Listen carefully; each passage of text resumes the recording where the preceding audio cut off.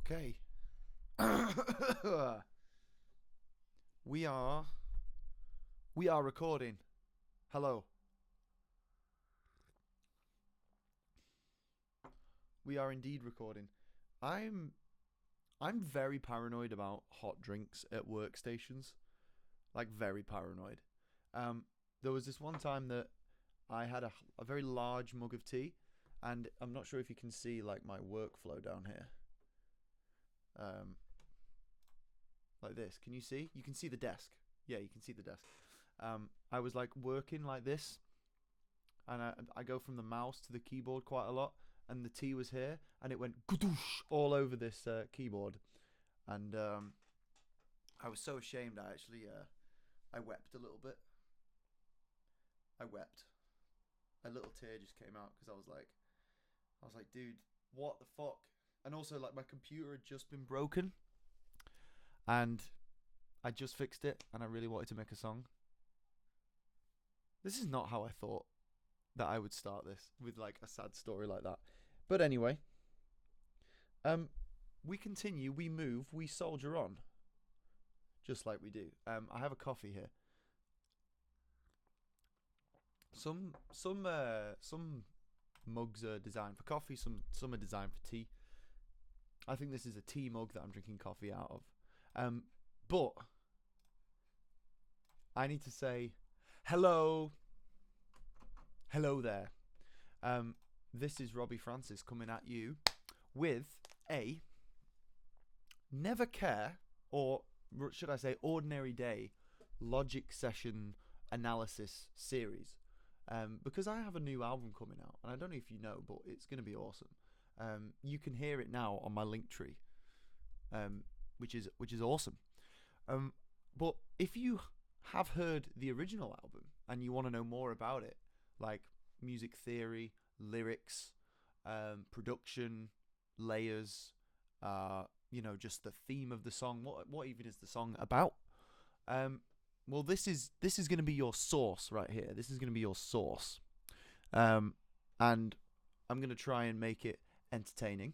For example, I can just go over it at times 20 speed like this.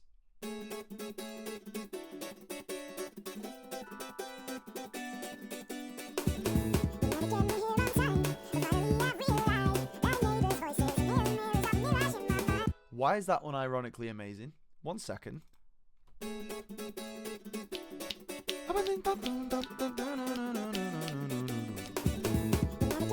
Okay, right. Well, I didn't expect that to be amazing. I'm going to bounce that down.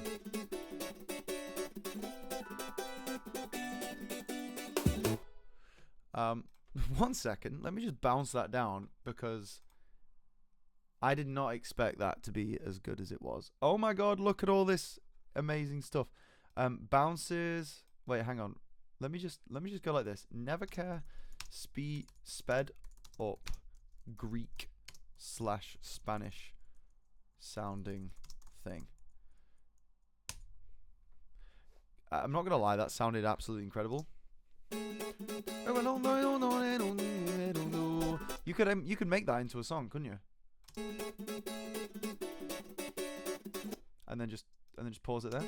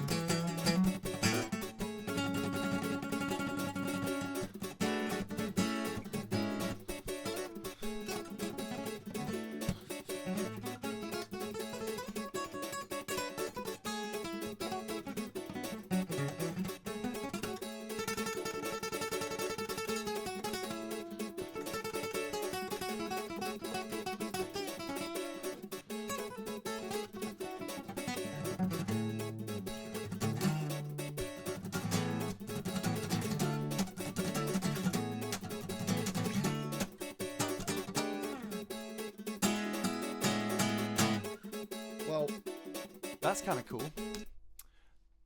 Check back with me in a few weeks, just to see how that idea materializes into something crazy. But Never Care, here we go, track 1. Let's just get straight into it. You've heard the riff. It's this.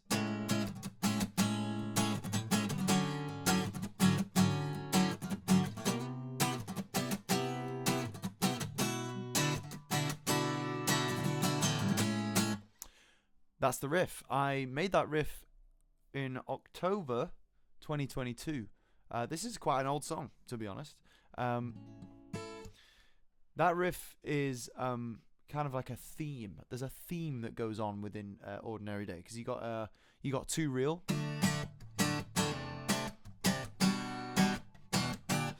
This kind of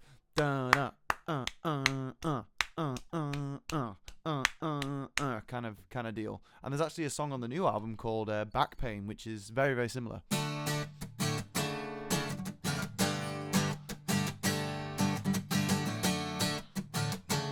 I just love it. I love how syncopated it is. I love how it sort of leans back against the beat. It's really cool. It's a very aesthetic kind of sound. So here it is. But you need the hi-hat there just to keep the context, don't you? You need the hi-hat. Okay. Now, as we looked at when we sped it up, it was like this, wasn't it?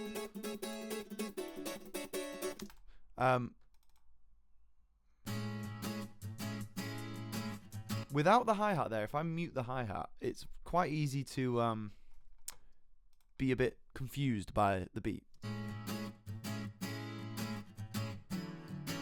I mean, if you've already heard it, then, I mean, that's kind of your prerogative. But it can easily be misconstrued as dun dun dun dun dun dun dun dun dun. Wait, what would it be? Bom bom bom bom bom bom bom bom bom bom bom bom bom bom. It could be bom bom bom bom bom bom bom bom bom. You can imagine it not being syncopated, is all I'm saying. But the hi-hat makes sure that you know where the click is. So if I put the click on,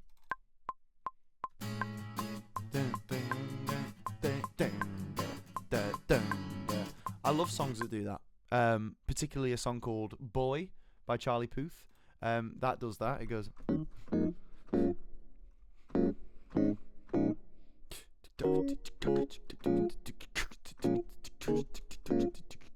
It's like against the beat. It's not 1 2 3 4 1 2 3 4 1 2 3 4 1 2. It's 1 2 3 4 1 2 3 4 1 2 3 4 1 2 3 4 1 2 3 4. Very good song. Check out Charlie Puth's new album, by the way. It's incredible. So here we go. We're in the song, and this is what I love about this song, right? And I know it's your own song, Robbie, so bit self-centered. But here's what's great about this song. This song was inspired by 2 songs. The first one was called 48 Hours by Francis Dunnery. I would play it for you, but copyright. And it goes like, 48 hours ago, I was dying in your loving arms. It's like a boosh, hits you in the face. And the second is No Such Thing by John Mayer. In fact, I am going to be mentioning that man a lot in this thing, because I basically modelled Ordinary Day off Room for Squares by John Mayer, because it's an exquisite album. But I mean, you can kind of tell, can't you?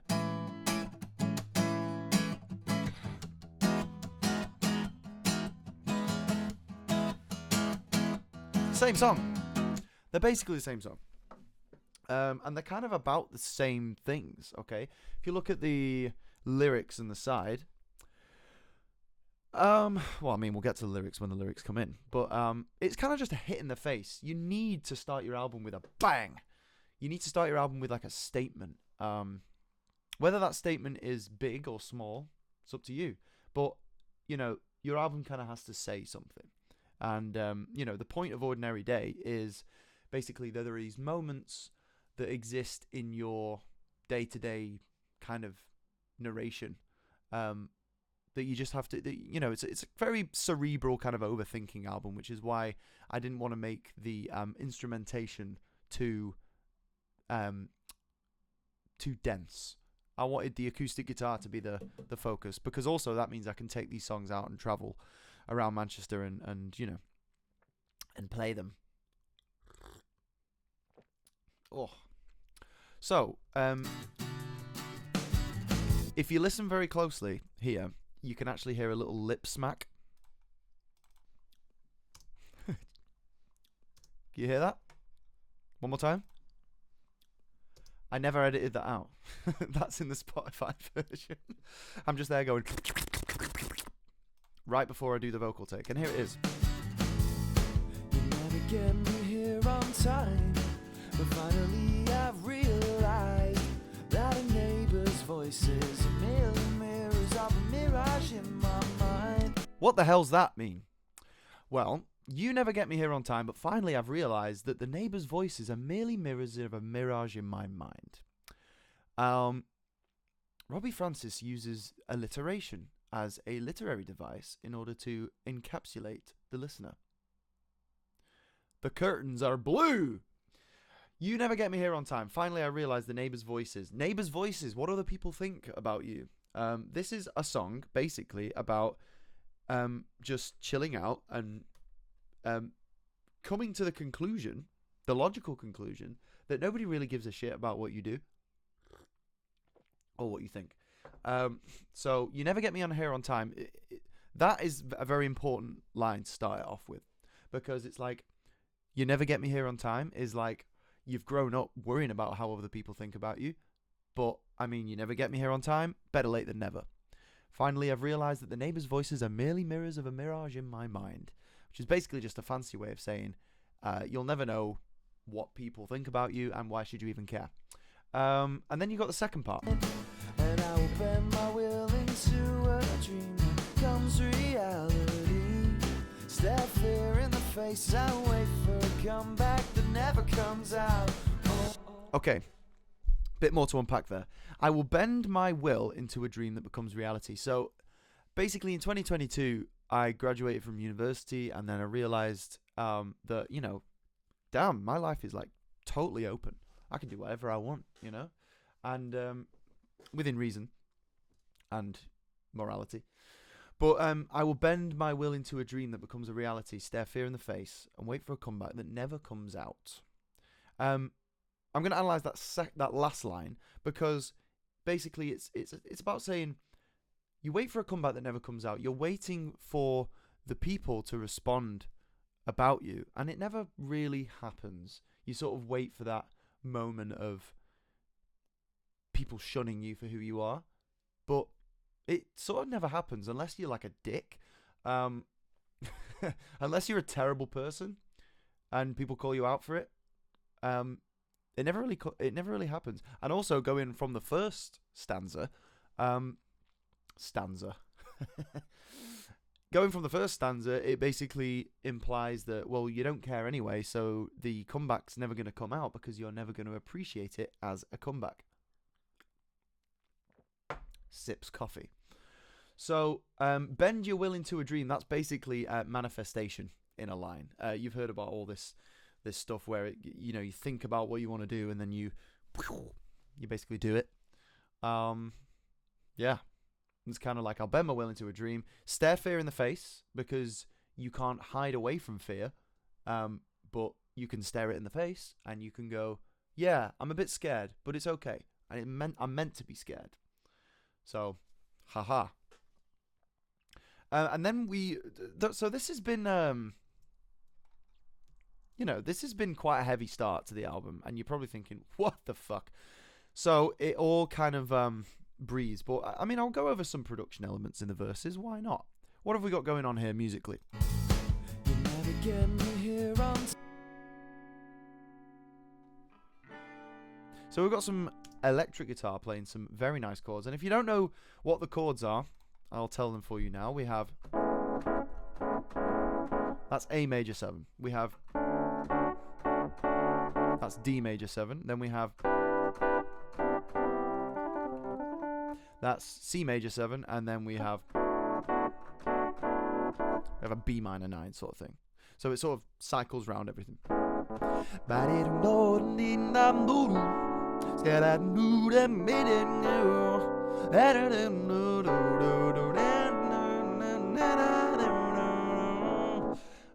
Yeah, so fairly simple, but you can add these extra flavors with the electric guitar, which is right here. Fender Strat, lovely stuff. And you will see that Fender Strat if you come to my gig on the 2nd of May at the Castle Hotel in Manchester. So these are panned hard left, and here's the EQ for all you EQ nerds.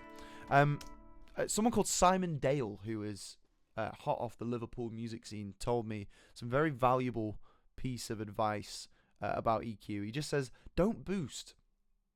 Just don't boost. Just cut.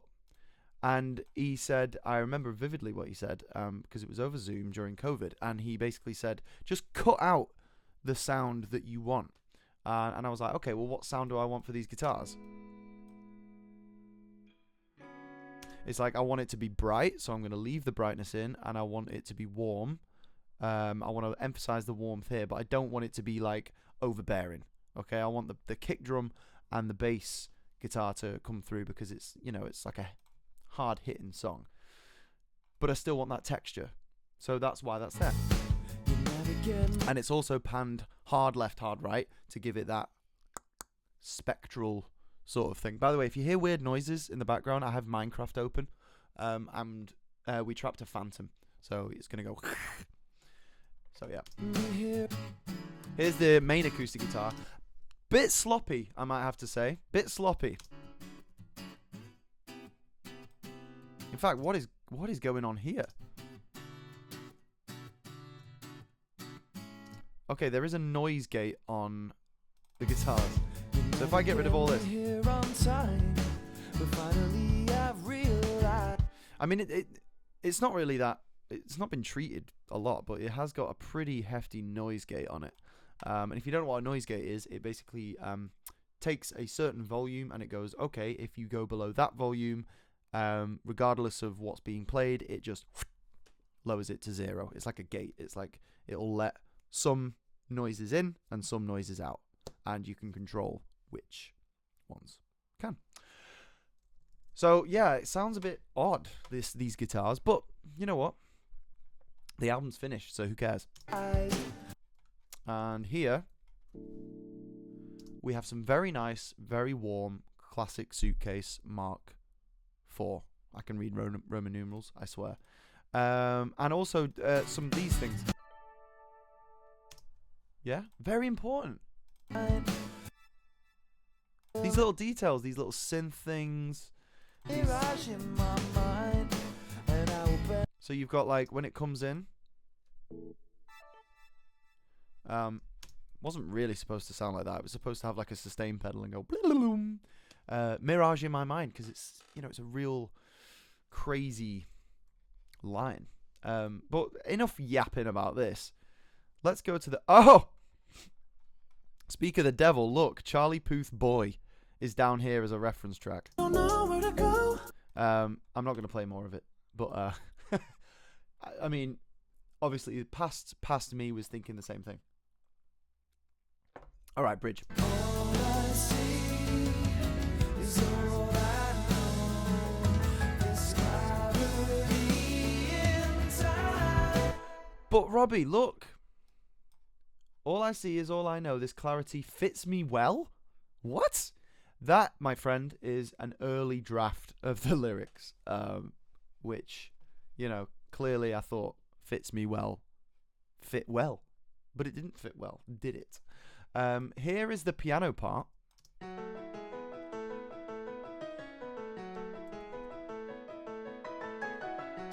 If you can name what that song that's from, then you deserve an apple pie.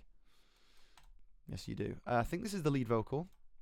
All I see is all I know. So here's how Robbie Francis treats his lead vocal. Boom. That's, whoa, okay.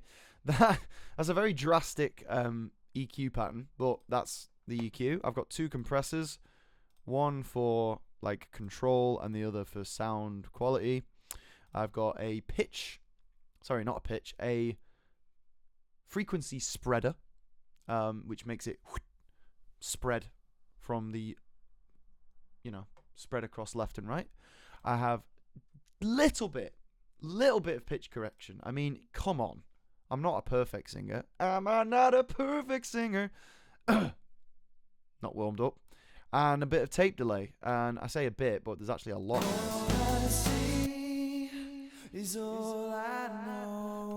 More than the verse, because the verse has got to be dry.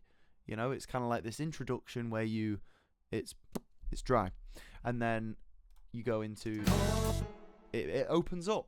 And it's about to open up even more because the chorus is very, very open. These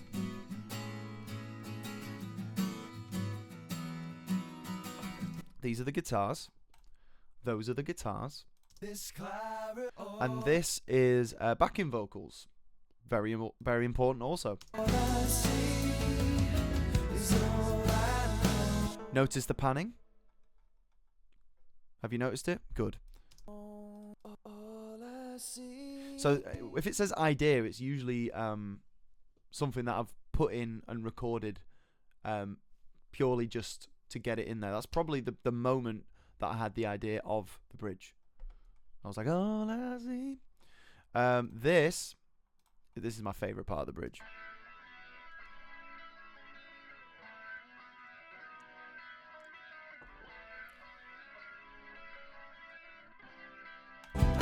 That guitar tone is very, it's very Steven Wilson. If you know who Steven Wilson is, then you're a legend. But he's got a song called 3 Years Older from the album Hand Cannot Erase. And it's got this just incredible rotary guitar sound. It's amazing. And it had to go in. It had to go in somewhere, I did not use real drums. I used MIDI drums.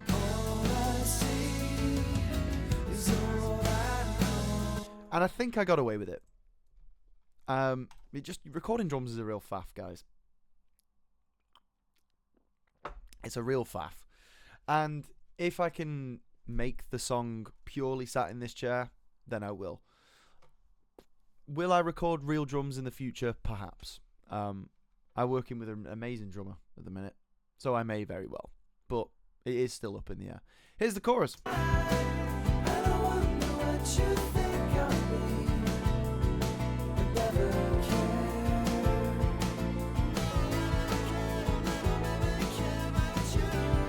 Okay, we got a bit of fuzz vocal on here.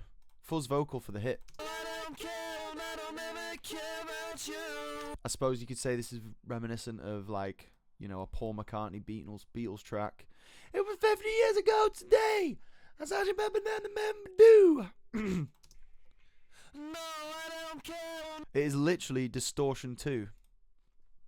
So we've got pre-gain. That's basically where it takes the signal and goes like that, and then it adds drive, and then it adds tone.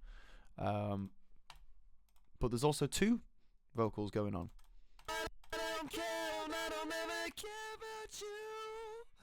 Yeah, just to give it a bit of extra texture.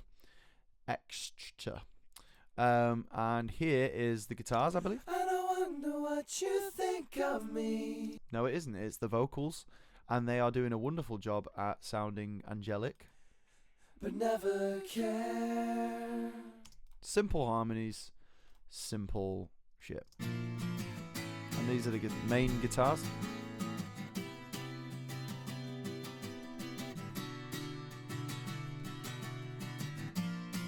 I mean, this section is pretty by the book, so everything that you can hear is everything you can hear. I might as well go over the lyrics because they are a bit arrogant. I wonder what you think of me, but never care. I'll wonder. I will think about it. I'll be like, because it stops you from being a jackass. There are people in this world who genuinely never care, and they never have cared. I've cared a lot in the past, but I've had to learn not to care, because caring, sometimes you can care too much. Well, it's not that it's never never caring. It's more caring when you should care. And also caring can be misconstrued as just like stressing out. Like, do you stress out about other people's opinions all the time? So, yeah, I mean, it's not that I never care, despite what the song's called. It's I will care at the right time, and in very microdoses. Caring is like the spice that you add to your life. It's got to be in the right place. But you obviously you wonder, these thoughts don't come out of the blue. However, the third and fourth line, I guess you wandered into me, enjoy your stay. I was humming and hawing about that, and I guess it made the cut because I kind of like the idea of you're coming in and you're staying in. It's like a hotel. It's like, well, enjoy your stay, Yeah, I guess it is a bit. Well, like I said, album's released now. Why don't we go to verse 2? And all the number crunchers tell you to think Too hard and cross it out. Let me tell you, you make an error sooner or later, so make it a good one. What on earth are you talking about, Robbie? Well, all the number crunchers. Who do you think a number cruncher is? A number cruncher. Well, a number cruncher is someone who sits down and analyzes the data endlessly over and over again, and they are the number crunchers, and they are the people who plan everything out, and they think that every single voice that they hear coming from other people's heads is gospel, and they need to pay attention to it. They'll tell you to think too hard and cross it out, as in, like, if you make a mistake, you better fix that mistake before someone notices. Let me tell you, you make an error sooner or later, so make it a good one. I do genuinely really like that line. Mistakes happen, and you have to embrace them. I've made so many mistakes, and I am so happy for those mistakes because they've made me who I am. Without you makes it. Oh wait, no, yeah, we've got this. Without you makes it better. Anyone notice the harmonies here? Without you makes it better. Nice little touch. I like that. Without you makes it better. I don't mean to offend, but if you take the strings, this guitar is playing me.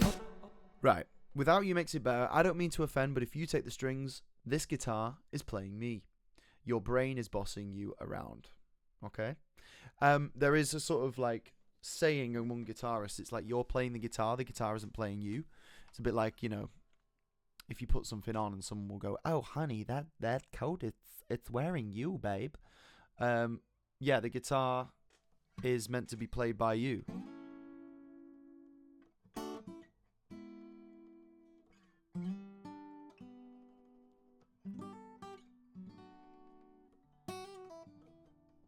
And you've also got the concept of noodling. I can't tell you how many times I've wasted an afternoon just noodling on a pentatonic scale. But, the idea comes from your head and goes into the guitar, not the other way around. And that's kind of the same for life, isn't it? You decide what to do and don't let life live you. That's kind of weird. I'm going to hit play. All I see is all I... So I'm pretty sure this bridge is exactly the same as the first. Because, I don't know, maybe I got lazy. What's this unmuted? What's this on mute? Is all I know. This clarity fits me well. Oh! Okay. Fits me well. So I clearly recorded it, but then was like, nah. I think this is exactly the same, so we can move on to the chorus. This is near enough the same as the first chorus as well, but we have Ethereal Beauty. Do you want to hear Ethereal Beauty? This is Ethereal Beauty.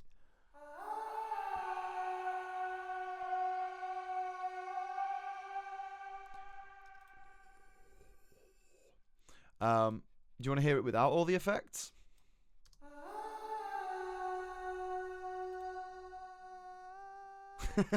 Doesn't sound.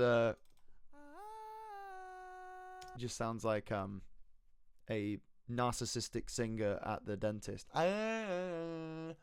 But anyway, yeah, this provides such a nice.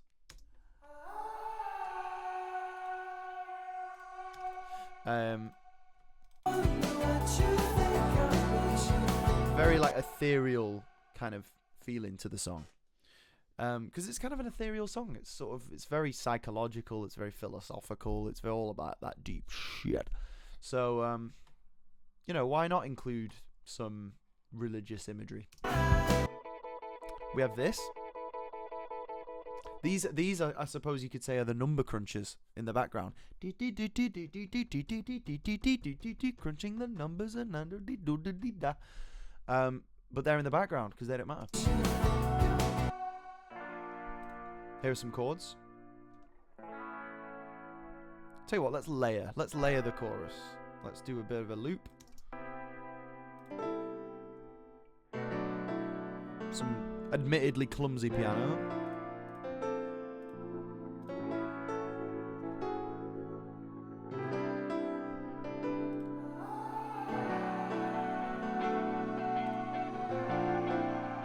Oh yeah, here we go.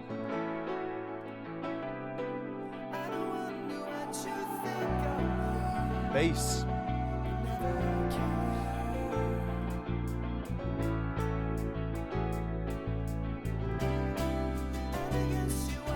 Sounds kind of cool without the drums.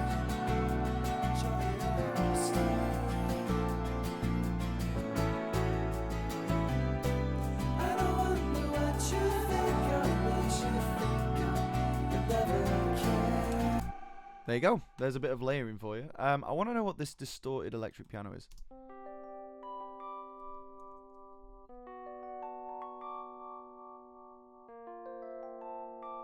Oh, that's a cool chord. I've produced this. It's a G minor 7. Well, I guarantee it's not. Yeah, it's a B flat. It's a B flat chord, but with a C. Oh, okay. So it's really. Yeah, it's really bright and like that. So that's B flat in the bass, and then you got C, which is actually a Lydian tone, because if you add the second scale degree, that's a Lydian sound, and it's used to brighten up your chords. In fact, let me 1 second. I believe I have something here. Aha, I do. Okay, I made this. I made this chart. If I can switch to this. Yeah, I made this chart, which is the circle of fifths, which is essentially a guide to harmony. It's a guide to harmony. If you want to brighten, then you go that way. If you want to darken, then you go that way. And I made it nice and pretty with some colours. I actually did this poolside. So, yeah. Put that down there. So, I believe after this chorus we have a little solo.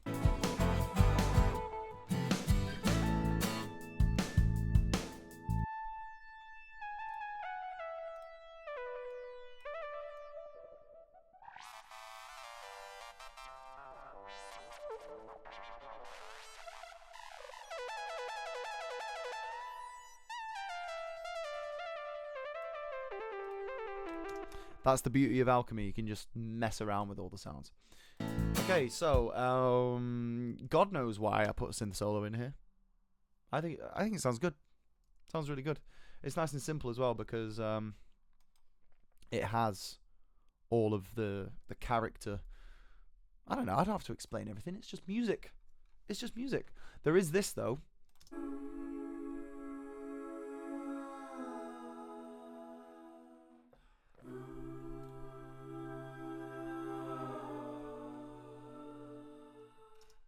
Some chords vocalized. So yeah, not really too different. Again, those little details are there. So yeah, this song is nearly finished because all that's left is the what is it? This bridge here. Did I call that bridge the bridge? I meant this. This is the bridge here, and there's a really cool sound effect which I had to locate for this video, but it's this. Did you hear it? Well, there's three things going on. First, there is this, which is heavily borrowed from Porcupine Tree. Porcupine Tree do that all the time, where they reverse a piano and it creates this anticipation. What else do we have here? We have Bliss. So if that's not Bliss, then I don't know what is. We have... Oh no, it's gonna rain. Get inside. Oh, get the kettle on. Oh no. Oh no, it's raining. Oh no. Rain is very essential in a song for giving it breadth, okay? And it's also, if you hear rain sounds, it's just so relaxing. It's so relaxing. So it's like the storm's come. The storm has come and it's washed away. I feel relaxed already. I feel relaxed. I'm drinking coffee as well, which is meant to, you know, make you all jittery and everything. But I could hang here. We could chill out for a bit. Anyway, so that is for this part. And you know, you can't necessarily hear it, but you can feel it.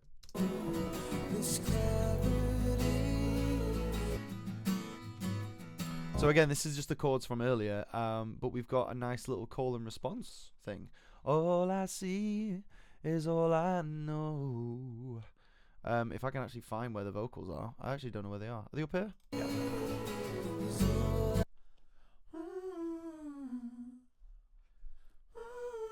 Still wrapped in snow. Someone said to me at an open mic, "Is snow a metaphor for cocaine?" No, it's not a metaphor for cocaine. I don't endorse drug use at all.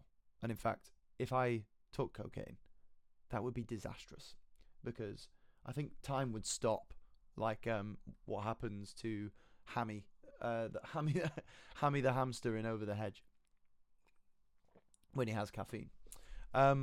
Yeah, it's no, it doesn't mean that. Shut up. It means, I don't know, wrapped in snow. It's just a nice image. It means snow. The curtains are blue.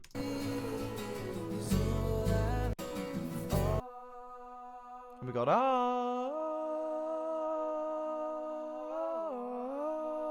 we got that, just to add a little bit of spice.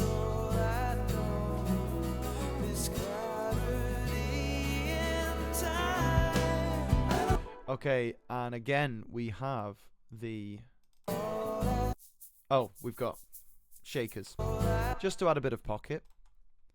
Again, this is all like, just, you know, it's like a chef just going, I think I need a little bit of pepper. And we've, yeah, the piano comes back. So here it is. And in fact, it's actually been sitting here the whole time.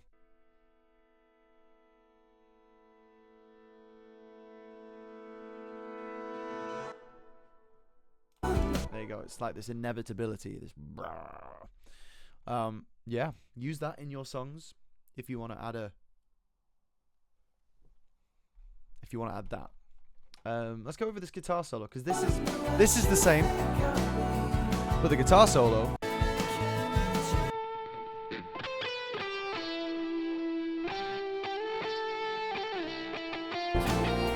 this was quite a hard solo to do, actually, because if you didn't know what the chords are this. We've got, and I wonder what you'll be going, I'll never care. It's we have C, and then we have B minor, so it's basically going the other way from the verses. But then we have B flat with an E, which makes it Lydian. I mean, you could play that. So that B flat really throws you off when you're soloing. I mean, the C major is not really part of A major, which is already kind of weird. B minor is, but B flat is totally out of whack. So that's why you have like A minor,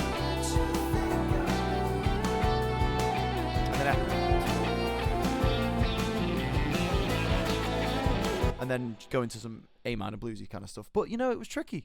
I had to do a lot of takes for that to get it all in one go.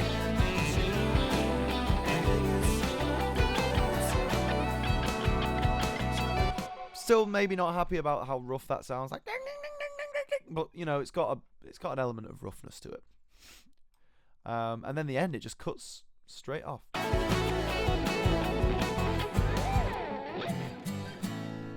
Boom! It's like bang. That was the first track, and there is no doubt in your mind that that definitely was the first track. I reckon if you listen to it on shuffle, you'd be like, oh yeah, that's track one. I'm a big believer of songs have a certain personality to them depending on where they are in the album. So like a track 3 song is such a, you know, such a track 3 song. That's such a track 10. That's definitely a track 2.